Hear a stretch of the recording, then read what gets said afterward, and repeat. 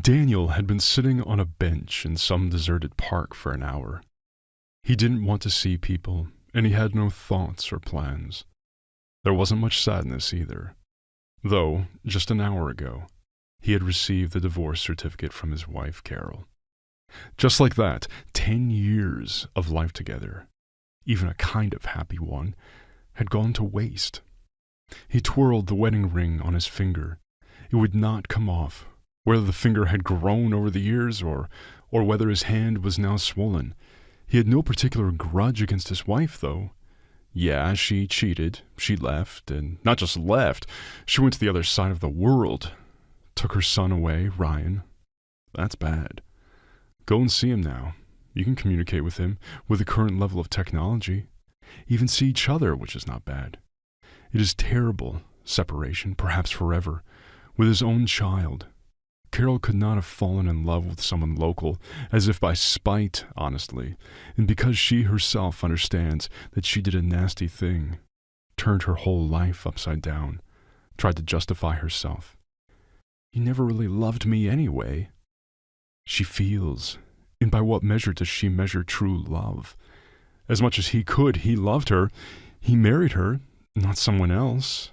Well, yes, there was the one he loved more, but there really wasn't love there, but something much more serious.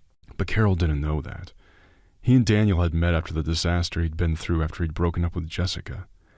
He wasn't sitting on the bench like that. No, even though they weren't married or living together or having kids, they just loved each other like crazy. And then she told him that she was leaving, that she didn't love him anymore, that they needed to part as friends. So Daniel was quite prepared for a divorce from the woman who had been his wife and mother of his son for 10 years. And he didn't love Carol that much either. His sad thoughts were interrupted by a thin, frightened voice. "Uncle, help me. There's my mother. I think she's dying." Daniel looked around. A girl about 5 years old, really frightened, in tears. "She's there. She fell," the little girl said. The man stood up. "Take it easy. We'll fix it now." He took the girl by the hand and followed her. The girl was really scared, and besides, she was well-dressed and well-groomed, and as it turned out, she did not deceive him. Behind the bushes, not far from the bench, lay a young woman. Daniel walked hurriedly over, knelt beside her, and took her hand, trying to feel for a pulse. "What's wrong with Mom?" He turned to the girl. "Does it happen to her a lot?" "I don't know. I didn't see it," the child sobbed. "Well, Daniel's not a doctor. We should call an ambulance. They'll figure it out." He pulled out his phone, dialed the number. "What's Mom's name, do you know?" "Jessica." Jessica, wow. Just when he was thinking about Jessica, there she was. Daniel leaned over the pale face, took a closer look. Yes, as incredible as it seemed, it was Jessica. The same first love he had just thought of and had always actually thought of. "Hello, go ahead, I'm listening," the dispatcher called from the phone receiver. Daniel described the situation as best he could, gave the address, and while waiting for the doctors to arrive, moved the woman from the ground to a bench, placing a folded jacket under her head. Jessica is still with her maiden name, which means nothing. She has a daughter, and it's been almost 15 years since they last met. That's all it can mean. Yes, almost 15 years. They were both students, shortly before graduation. They started dating as freshmen, and even then it was clear that they were a couple. Their wedding seemed like a done deal.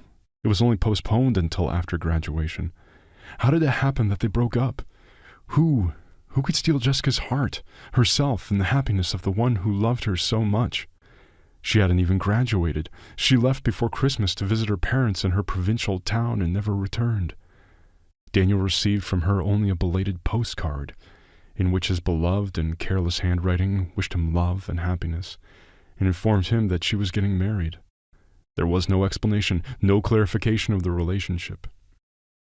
Daniel then almost went crazy with grief, gave up everything, immediately went to get Jessica in her town. The address for parents remained to be found out. He arrived, but of course, no beloved there. Her mother said that her daughter had married some unconditionally good man and left somewhere in the south of the country where they were going to buy a house by the sea. Daniel asked, begged for the address, but the woman refused. I don't know, honey. She doesn't even really know where they're staying yet. And don't look for them. Don't embarrass them. Don't torture yourself. They love each other. Go home, boy. You'll find someone else. So he left. He almost dropped out a few months before graduation. He lay for days on end, burying himself in a dusty mattress. He wanted to kill himself, or run off to some unknown place. Look for Jessica there, drag her back however he wanted to, even if he had to force her back, tie her up. And then he let go of the situation. He finished university and moved on with his life, as if nothing and no one had ever been around. He had no friends, no girlfriends. Looking for someone else was out of the question. He just lived his life. He worked where he was hired and ate what he was given in the canteen. That's how Carol found him. She didn't seduce him. She didn't try to get something. She picked him up like a stray dog. And they were having a good life until it suddenly occurred to Carol that her husband didn't love her. And he didn't forget Jessica, especially since he had never spoken out loud to his wife about his first love. She probably didn't even know about Jessica. They lived well. He did not drink. He worked hard, provided for his family, and he was so happy when his son was born. And Carol, all of a sudden, she started to think about something. Daniel had his suspicions about his wife's fidelity, but he did not pay much attention to it, especially since there was nothing definite about it. And when Carol said last year that they were sending her on a business trip abroad for a year, he wasn't too upset either. It was only later, after seeing his wife off, that he suddenly realized how bad and lonely it was without her. It was just the two of them. Ryan cried at first, waking up at night, calling for his mother. Then he kind of got used to it. Daniel, on the contrary, felt freer at first, and then suddenly realized how much he missed her. They communicated via video link, and quite often, they talked well, like husband and wife. I love and miss her, everything as it should be. For the winter vacations, she started inviting her son to visit her, to see the world. Ryan was delighted. Daddy, I'm going. I miss my mom. So what? He let his son go, of course, because he was going to see his mother. And then he got the message that Ryan got there all right. Everything was fine. But he would not go back, because Carol was going to divorce and marry someone else. All this is mostly for the sake of the child's happiness. But Daniel had nothing against his son's happiness. But he wasn't going to just give up either. He went straight out, bought the tickets, and took the first flight out to pick up his son, but also to see his wife, to look her in the eye and find out what the problem was. He looked and found out. She had found herself a beau who was much more promising than her husband. Well, yeah, Ryan's going to have a much more serious opportunity. Why didn't you tell me right away? Why all the tales of love and heartfelt longing over a video link? He asked Carol bluntly. How could I have said so bluntly? Would you let your son go to me then? Never. And I wish Ryan well. A divorce can be arranged without my presence. Daniel came back, left his son in that new, rich, seemingly trouble-free life. He filed for his divorce, and now he's a free man. And on the day of the divorce, he met his first love again. Already a stranger's woman, someone else's mother, probably someone else's wife, though living under the maiden name. The ambulance arrived quickly. Jessica had to be rushed to the hospital. And the girl, where to? Asked Daniel. Where to? Home, of course. We're taking the mother to the emergency room. The baby can't go there. Are you the father? No, I'm just a passerby. Where am I going to take the baby? Well, I don't know. Don't hold up, young man. Tell her the woman's been seen to the hospital. Here's the address. Hold the baby. She's in our way. The baby was sobbing hysterically, grabbing the stretcher. Mommy, Mommy, I'm with you, she screamed. Wait, baby, Daniel tried to reassure her. Mommy's going to the hospital to be treated, and then we'll go see her tomorrow, okay? Come on, don't cry, little one. What's your name? It doesn't matter. I want to be near my mom. I want to be near Mommy now. She was tearing after the departing car, and to prevent the child from jumping out into the driveway, Daniel took her in his arms. Baby, but you have to understand, you can't go to Mommy now. Tomorrow, I promise you, tomorrow morning we'll go to the hospital." The girl's cries turned into sobs. Her hopeless crying was heartbreaking, but she seemed very tired from the day's events, so she soon dozed off without stopping sobbing. Could Daniel have taken the child to the police in this condition? No, of course not. He called a cab and drove home. In his apartment, Ryan's things had not yet been put away. A bed made with clean linens was waiting for his master. On it, Daniel laid the little guest, whose name he had not yet learned. But what to do next with the girl? Well, he still had a week of vacation left, but what if he needed more time? And in general, is it legal to keep someone else's child in the house? What kind of nonsense is that? She'll wake up and tell him where she lives, where her daddy or grandmother or whatever. Yes, and Jessica will have to come to her senses. He called the hospital to find out about Jessica's condition today. It was serious.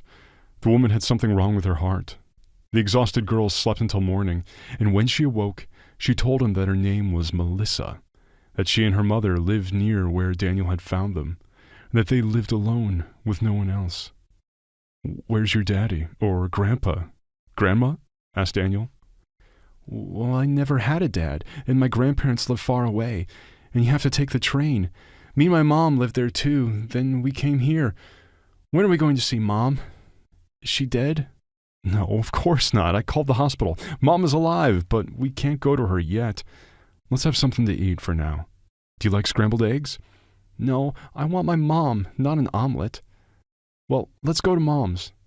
"Okay, let's go to Mommy, but only if you eat and drink tea and milk," Daniel said sternly. "And don't cry or Mommy will get upset, okay?" He doubted very much that he would be allowed to see Jessica today, but he didn't know how else to keep the girl. Ryan had been cranky like that at times too, when Carol was away on her business trip, but he was his own son, and he knew his mother was all right. Or maybe he was pining for him now as well as his father. For the sake of going to the hospital, Melissa still ate and even stopped crying. To mommy, home with Mommy," she implored. But at the hospital, they were disappointed. Jessica was still not allowed in. She was in the intensive care unit. The doctor reassured Daniel, saying that everything was fine, his wife would most likely recover, but would have to wait, and gave a list of medications that were necessary for a speedy recovery. Daniel took it, amazed at how he felt. He didn't think to correct the doctor or explain that he was really a stranger to Jessica. In his mind, it was as if she had already really become his wife, and Melissa their common daughter. After all, it could have been like that in reality. And 10 years with Carol, and Ryan. Would he really be willing to throw them out of his heart? No, of course. Let them be, as it were, two parallel lifelines. He wrote Jessica a short note assuring her that Melissa was fine, trying to comfort the girl, saddened by her inability to see her mother. "Don't cry. We'll go to the pharmacy now and get some medicine that will make Mommy feel better. And then we'll go to the baby store, okay? We'll buy you some things, toys. I don't have anything for girls." "Yes, in the pharmacy, quickly. It is better to have more medicine so that my mother will get better. We have toys and other things at home. Mom and I need to go home faster." "Well, all right. I don't have daughters, I have a son. He's a little older than you. Yeah, but he's far away now. I don't know when I'll see him." "Is he sick too?" "No, not at all. They just took him away to a far country." Walking out of the pharmacy, the girl sighed. "Oh, what a lot of money you spent on all that medicine. Aren't you sorry?" "No, of course not. It's for your mother. And you and I aren't really strangers anymore, are we? Neither is your mother. I knew her many years ago when you were not yet born. And the medicine, if it's expensive, it must be good. So it'll help your mom get better faster. Let's go give them to the doctor, and then we'll go to the baby store." "Oh, I don't want anything. Let's save the money, in case we need medicine again." They did go to the baby store, but not only did Melissa not ask for anything, she also persuaded him not to buy her anything. "I have everything at home. After all, my mother and I are going back there soon. Don't think I'm little. I'm 6 years old soon. I can do my own laundry, and I don't really need toys. I can watch TV, too. I wish my mother would get better soon." Jessica really got better soon. She was transferred to the general ward and allowed visits. Going to the hospital, Daniel admonished the girl. "Honey, just please be calm. Don't rush to your mother. Don't think about crying, okay?" Calmly come over and give her a hug and a kiss, and then talk to her, or she'll get all excited again and get sick. All right, I'll act like that. Come on, let's go quickly. And Daniel thought of the encounter he would have with the one he couldn't forget. How would this meeting go? The main thing was that they wouldn't be able to talk properly. Melissa would be around all the time. But what will they talk about? To reminisce about the past? Talk about life without each other? About love? Well, we'll see. They entered the room together with Melissa, the little girl fulfilling her promise. At first, she rushed tearfully toward her mother, but she immediately pulled herself together, walked over, gently hugged and kissed Jessica. "Mommy," she said, as she pressed herself against her mother's chest. "Oh, my little girl, my sunshine. I'm sorry I scared you, but now we will always be together. Soon I will be discharged. How do you live? Tell me." She turned her gaze to Daniel. "And you? I don't understand anything. Where are you from? Why do you have Melissa?" "Yes, Uncle Daniel and I became friends. I don't have a key to our apartment, so I'm staying with him for now," the girl explained. "Jessica, I happen to be in the neighborhood. I'll tell you later, if you're interested. In the meantime, you talk to Melissa and I'll wait in the hallway." He walked out in confusion. Yes, he'd thought of Jessica, but it wasn't love, just a memory, and that was all. Now he saw Jessica alive and close, and as loved as she had been 15 years ago. No, Carol, not even the prettiest one, could outshine that feeling. Even if he and Carol were still together, if Jessica showed up and called him, wouldn't Daniel run? Yes, without looking back. But would Jessica call, and could he fully forgive the fact that she had once so easily and simply left his life? "Uncle Daniel, we talked. Mom wants to see you now. She probably wants to say goodbye," said a distressed Melissa, coming out of the room. "Otherwise they'll kick us out now. You can't stay there for long.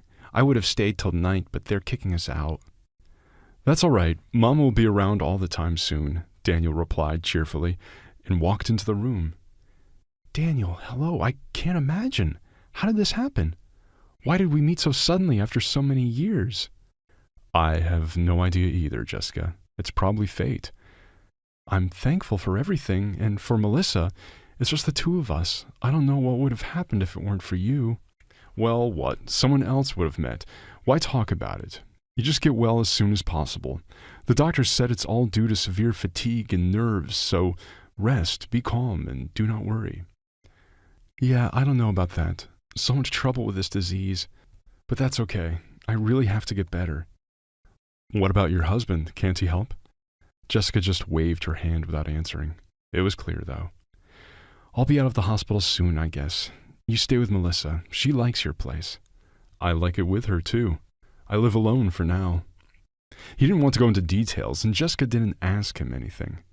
"Well, you rest, Melissa, and I will stop by every day. I'm on vacation for now, so it's not hard for me. Get your strength up. See you tomorrow." Daniel and Melissa left, and Jessica turned her back against the wall. She wasn't crying. She wasn't even sad. She was just thinking about her life, from which happiness had once departed. She would never have thought of leaving Daniel, for they had such a strong love, but circumstances were different. She went to her mother's house. People she didn't know invited her to a party, and she thought, why not? The fun, carefree time as a student was about to end, and adult life was about to begin. Why not take one last walk? But she was inexperienced at this. Apparently, she drank too much and came to her senses in bed with a man whose name she did not know. In the morning, she was almost crazy herself. She had cheated on Daniel. What was she supposed to do? Should I go back and tell him? Would he forgive her? "Would you forgive?" she asked herself. "No way. Or I love him and he loves me. He will forgive me, but no matter what, there will be no trust." She could have said nothing. How would her lover have known? But after a few days of doubt, it turned out that night was not without consequences. Jessica had been infected. No, it wasn't the worst disease, but for a girl inexperienced in such matters, it was a disaster. She felt vile, someone whose companionship was deadly to those around her. Terrified, she ran away from home, lying to her parents about her marriage. She did not go to another city, but to a school friend who worked as a nurse in a hospital. She was the only one she trusted with her secret. The friend waved her hand. "You're like a little kid. What's the big deal? A disease. A few shots and you'll be fine. It'll soon go away and be forgotten. Jessica took a course of treatment, but it was impossible to forget and get back on track. The girl could not go back to the way she was, could not admit to her lover what she had become through her own fault. She decided to just go away where no one would know her and try to get on with her life.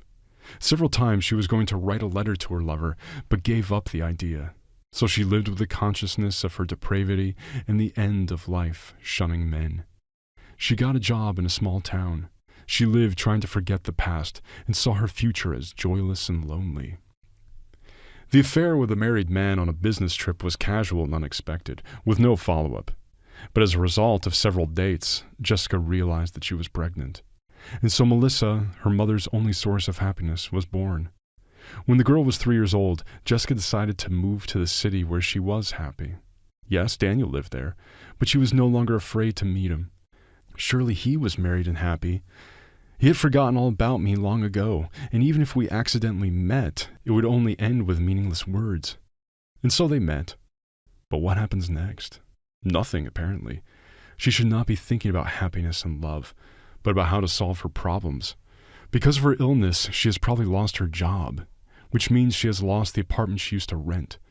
Melissa is a poor girl. She has suffered so much because of her mother's illness, and how much more she will have to go through because of its consequences.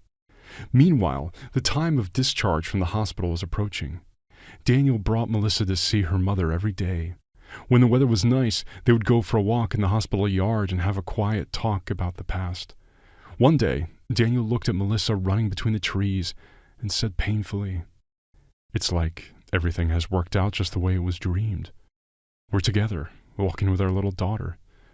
Hey, Jessica, how did we manage to lose such love?" "It wasn't us, it was me," the woman replied and looked away, calmly explained the reasons for her disappearance. "Jessica, honey, and you kept quiet. You didn't believe me that much. How could you?" the stunned man exclaimed. "And there you go. Well, yes, you would forgive, but you would never forget. No, I did the right thing no matter what."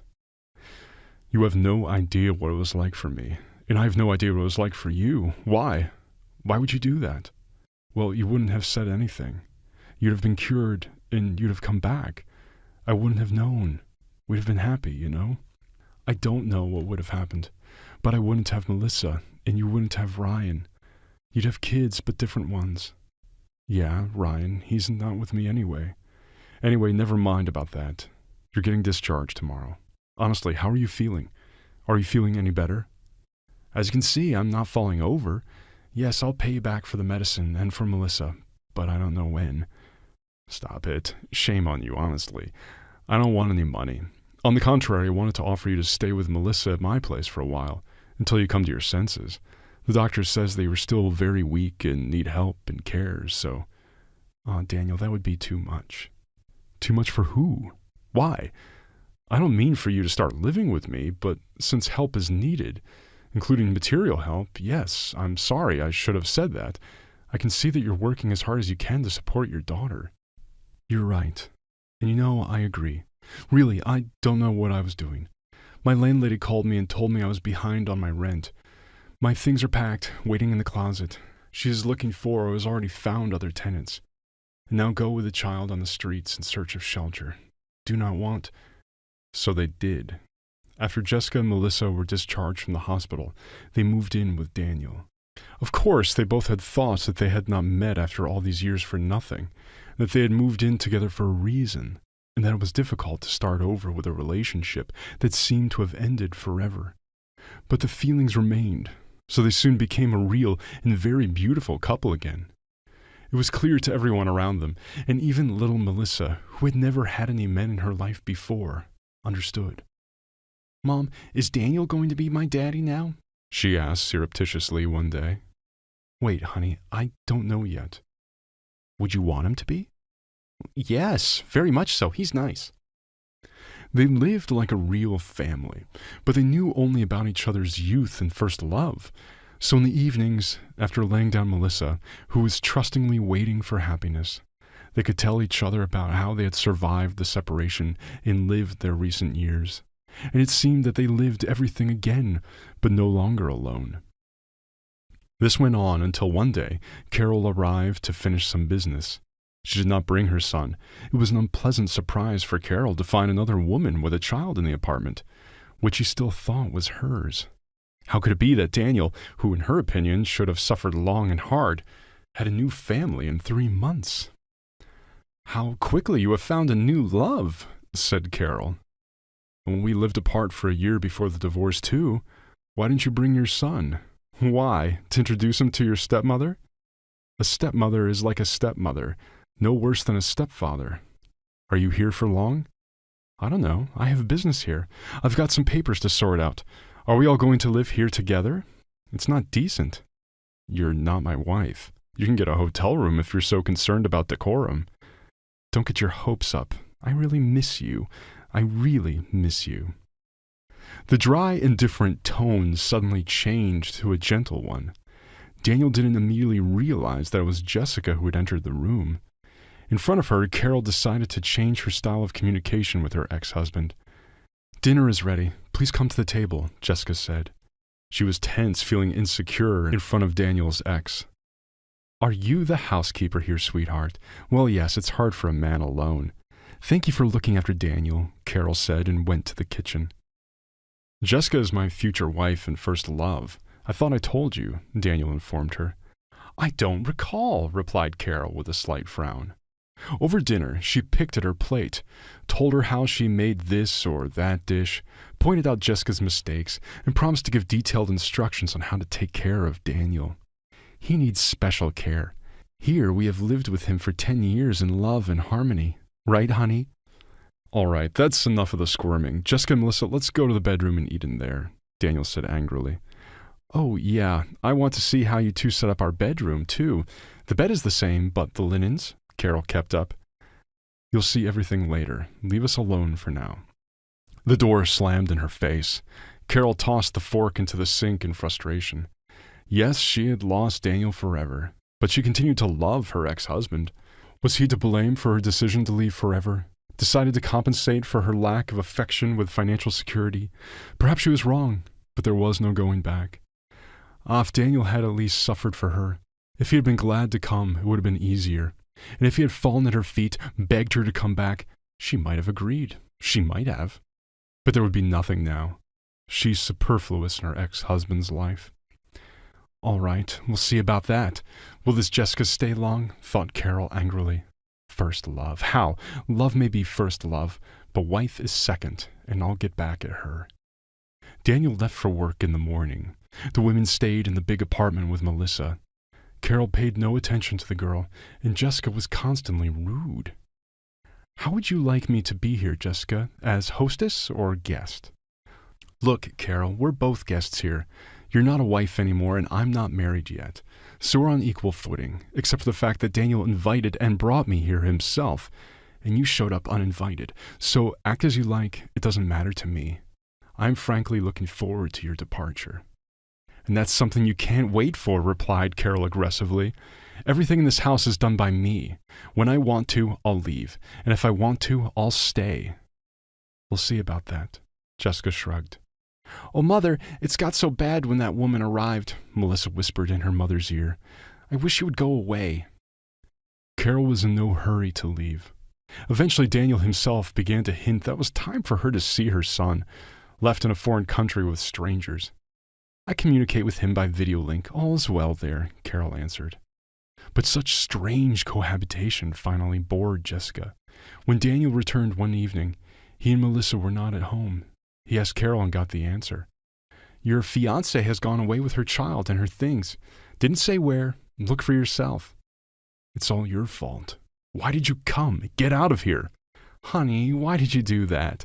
I understand that I hurt you. I left. I took my son away. But understand, you yourself are to blame.